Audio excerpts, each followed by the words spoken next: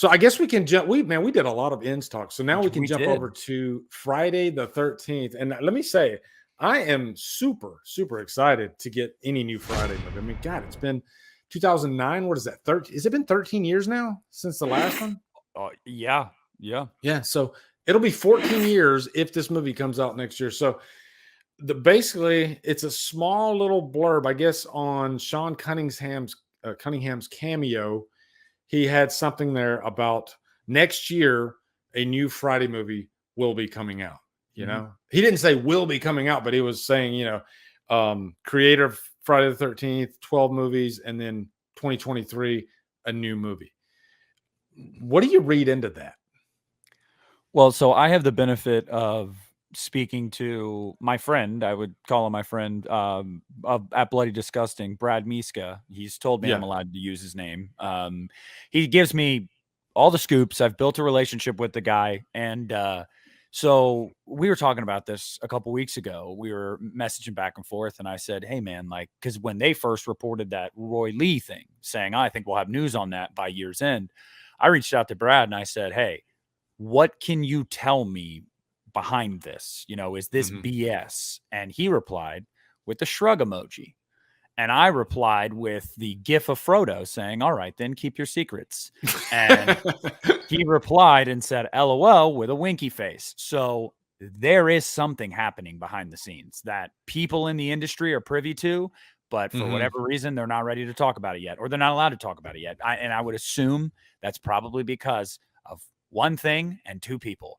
The financials being worked out between Victor and Sean. That's the only reason I think that we have not heard an official announcement until both of them sign that dotted line and say, that's fair. Cool. But there's something percolating. There is something there. Well, anytime you get an official announcement, all of a sudden the internet goes wild. It's official, that word official.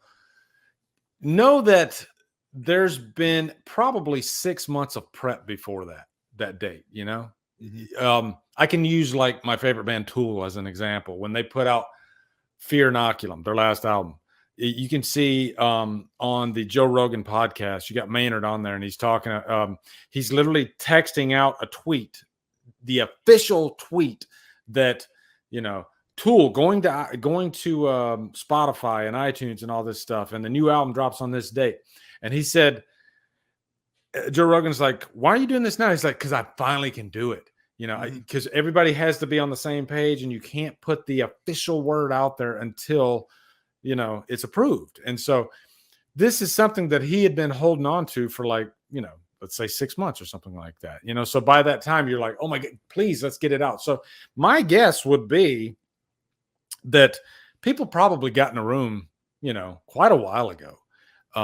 Victor Miller, Sean Cunningham, to figure this out, but they're not going to let us know until the ink is dry and the dotted line is signed. So what it is, Lee, is we're spoiled nowadays with stuff like the MCU as the standard because people, and what do I mean by that? Comparing it to horror, I mean that the MCU has a mapped out plan without scripts, without directors yet, but they have a plan. This year, this movie's going to come out. But we have to understand that most movies, you don't hear an announcement until there's a script that has been accepted, there's a director, and there is a studio that's just, by the time you get an announcement, they're probably going into pre-production like that next month. Like that's normally how this goes. So I wouldn't be surprised if as soon as the court stuff got finally sorted out and they found out who owned what and what portion of what, I wouldn't be surprised if that week Sean was talking to a distributor and saying, this is what I want to do.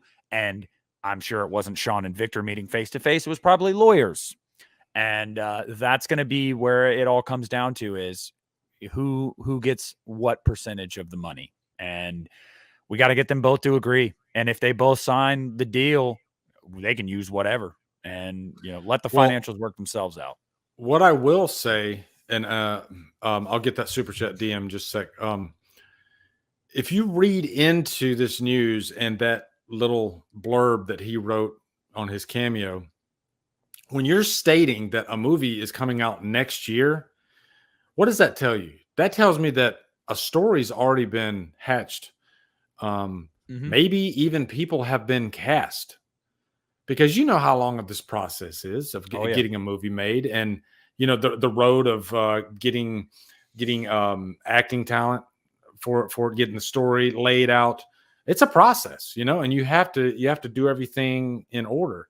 So to make that claim that it's coming out next year, that tells me they got some ducks in a row, wouldn't you think?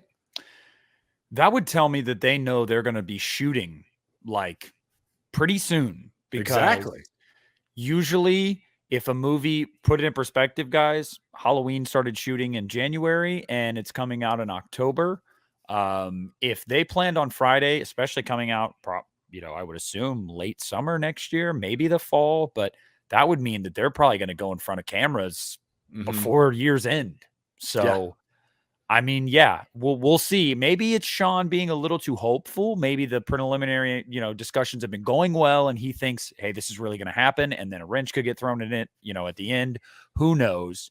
But yeah, I mean, as you said, there's something percolating behind the scenes if we're getting leaks like this, intentional or unintentional. It was intentional. Sean would not have slipped up like that on his own cameo. Like, no, it was intentional to, okay, this producer a few weeks ago kind of murmured something about it. Let me stoke the fire a little bit more. Like they're trying to get it out there. They want that hype train built. And, it's there. It's there. Believe me, it's there. I think he knew by putting that on there that it was going to create some a little bit of a ruckus. I don't know. Yeah. I'm excited. Let me field this real quick. I hope they cast Derek Mears as Jason. He was a badass and scary. Thank you, DM Owens, because that's actually a good segue into what I want to talk about. Is it's been 13 years since the last movie. So I don't think there's a chance in hell that that's going to be canon, or not canon, but I don't think it's going to be tied in with this next movie. I think this next movie is going to be some sort of fresh start, which really, if you look at the remake, it's not really a full-on because it's kind of a combination of different elements of the first four movies. So, do you think we're going to see Hockey Mask Jason in this movie? I think you have to. I think you have to. That's the easiest question you're going to get tonight. No, but it's not a bad question because one, I mean, just with the legal issues of who owns what, I mean, Sean could move forward and not be able to use certain things that Victor has the rights to. Or also you could say, well, we really want to build this from the ground up and have multiple sequels. And maybe we go the original route where he doesn't get the hockey mask till part 3. But I think that it's so popular in the zeitgeist now. I mean, and the thirst for a new movie is very real. You got to do it. I mean, you can't. I was talking to Christian about this, and he was like, well, what if they do a prequel story about, Pamela again or whatever, and they focus on just Pamela, or they focus on young Jason, and that way they can move forward without, Sean can move forward without Victor's involvement, not using certain things. I'm like, I don't think the appetite's there for it. I just really don't. It's a niche type thing. Yeah. Wouldn't you feel kind of slapped in the face if you went to see a Friday movie for the first time in a decade and a half and you didn't get Jason Voorhees? Well, I'm going to tell you right now, I'm an outlier because I think I prefer Sackhead Jason, and I love Pamela Voorhees as a character. Psychologically, I think she's a very interesting character. And I think I even put a video out on this that I would actually welcome a Pamela Voorhees movie as kind of a segue. You did. I watched it. Yep. Yeah, I would actually be. I mean, that could be really interesting, just because if you get a really good actress to play that part, and I think I even like Carol from The Walking Dead. I think she would be a good Pamela Voorhees. Yeah. So I would be totally down for that, and then maybe lead that into an actual Jason movie after, which there's no way they're going to do that. No way, but I'd be down for it. A lot of people were also throwing the name of Kathy Bates out to me as a Pamela Voorhees. And I was, that's what I was thinking. I was like, I don't know about that. I mean, like, there's some that I could see working, and how what age Pamela are we talking about? You know, are we talking about an older Pamela? Or are we doing a prequel like where Pamela's in her 30s or 40s? You know, because That's a good point. if she's in her Show 30s or 40s, young Jason drowning. You know, you could cover that ground. Absolutely, and then it really opens Pandora's box of who could play her. I mean, so and a lot of people got to understand too nowadays. Like you might look at an actress or actor face value and go, well, they don't really look like what I would think. It's like makeup and wigs, baby. They can make anything look believable nowadays. Oh my God, Jamie Lee. Maybe Jamie Lee, she can do it. Oh my God. Now you want to piss a lot of people off on that. Sherry Moon, guys, because everybody says she's already like it in Rob Zombie's Halloween too. Fuck it. Sherry Moon. She's just. But you got Holly there. She says she's totally down for a Pam story. I think a lot of people would be down for a Pamela story. And it would be a different movie because the original movie is a whodunit. In this case, we know that Pamela Voorhees is the killer. So it'd be kind of an interesting angle to watch it. It's almost like from watching it from a different POV. I guess maybe from the protagonist's point of view instead of the killer's point of view. That could be kind of cool. I'd watch it. I'd watch, and I would be hopeful and I'd probably enjoy it. I mean, I am that starved for Halloween's my favorite, but I love Friday the 13th as well. Like, of course. I'm starved for content too. So just give me anything and I'll watch it. But I just think with the masses, if you want to get the casual movie going audience out there, they got to have that mask and they got to have that machete. I think they have you gotta. to. Yeah. So, and especially with this has all been about money and rights with Victor and Sean. Although I would say personally, I think a lot of people agree. I believe Sean has acted in more good faith than Victor. I don't necessarily blame Victor because it is something he feels that he rightfully owns. I get it, but they are going to want to milk this cow for all that it's worth because it's been a decade and a half almost. I mean, they're going to want this movie to do gangbusters, and it will. Oh, yeah. I mean, it will. So I think so. Yeah. So I mean, fingers crossed, man. I'm thinking out loud here, but would a new Friday movie do that great? Yeah, because us horror fans, we're going to go see it, of course. But I mean, I think. And I might piss some people off here, but I think Halloween does have a broader appeal outside of the horror community. I think there are, like I was telling you earlier, my coworker, his daughter, they don't like horror movies. His daughter's not a really big horror movie fan, but for some reason she loved Halloween 2018. I think there is, maybe because of the holiday of Halloween too. I don't know.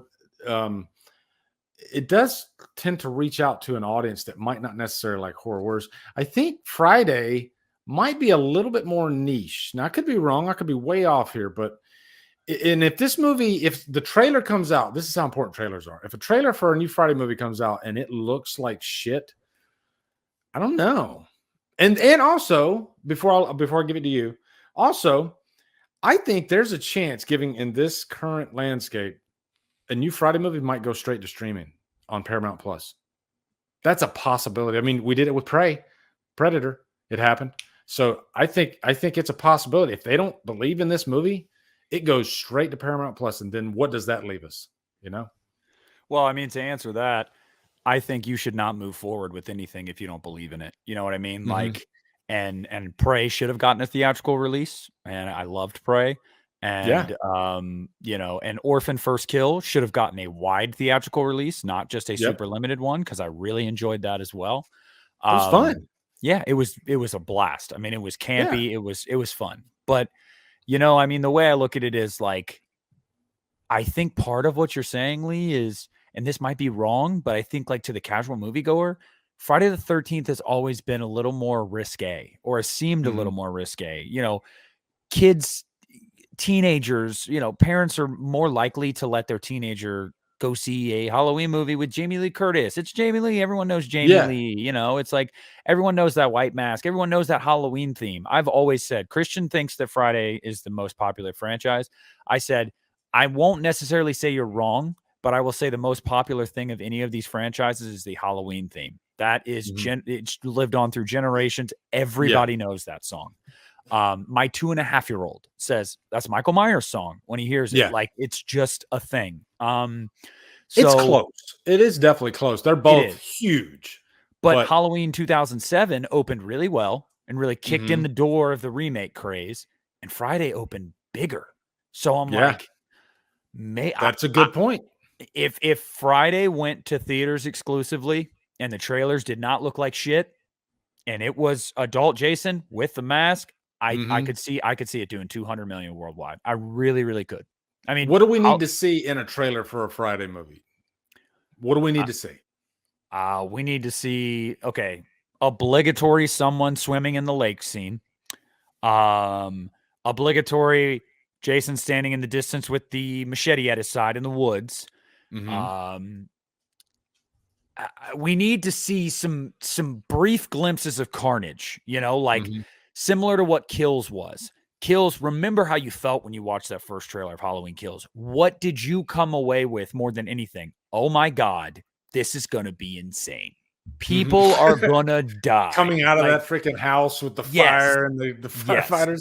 You need to see Jason completely cooking fools in that trailer, Yes. And I've never been the biggest fan of 09's Friday. I just haven't. A lot of people think it's stupendous, no pun intended, but I've never been the biggest fan, but I feel like the first 15 minutes of that movie are fantastic. Like, phenomenal. My favorite kill in the franchise is that woman in the sleeping bag. I mean, just brutal. So, like, if you can give me a trailer that showcases some of that carnage and make Jason just look brooding and mean as hell, and give me some nice, just like, I want to feel summer. Like, I want to feel the heat, like when I think about movies that really portray heat well, Texas Chainsaw Massacre, Devil's Rejects, like movies that you're just like, you feel sweaty when you're looking at it. Like, give me that, put me in that mindset. And I'm like, I'm there for it. Like, that's what I need.